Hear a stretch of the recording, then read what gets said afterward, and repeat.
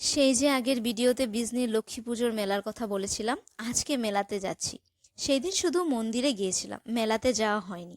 মেলাটি আসামের সবচেয়ে বড় মেলা। তোমরা যদি আসামে থাকো আর বিজনির মেলাতে আসনি, তাহলে তোমরা আসামের অনেক মূল্যবান দৃশ্য একটি মিস করছো। মেলাটি এত বড় হয় যে একদিনে সম্পূর্ণ মেলা ঘুরে দেখা সম্ভব নয়। আর পা যে ব্যথা হবে সেটা কনফার্ম। যেখানে সবাই দুর্গাপূজার দিনগুলোতে আনন্দ করে, আমরা বিজনিবাসী মানুষেরা বলতে গেলে 1 মাস ধরেই আনন্দ করি।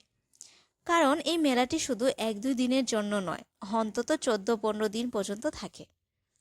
এমন কিছু নেই যে এই মেলাতে পাওয়া যায় না। নাগরদোলা, ভ্যারাইটিস, ফাস্টফুড, বিভিন্ন জিনিস সব কিছু তুমি এখানে পাবে। আর মানুষের ভিড়, সেটা আর বলার মতো নেই। কিন্তু সত্যি মেলাটা যখন শেষ হয়ে যায়, সেই জায়গাগুলো যখন আবার খালি হয়ে যায়, মনটা অনেকটাই খারাপ লাগে।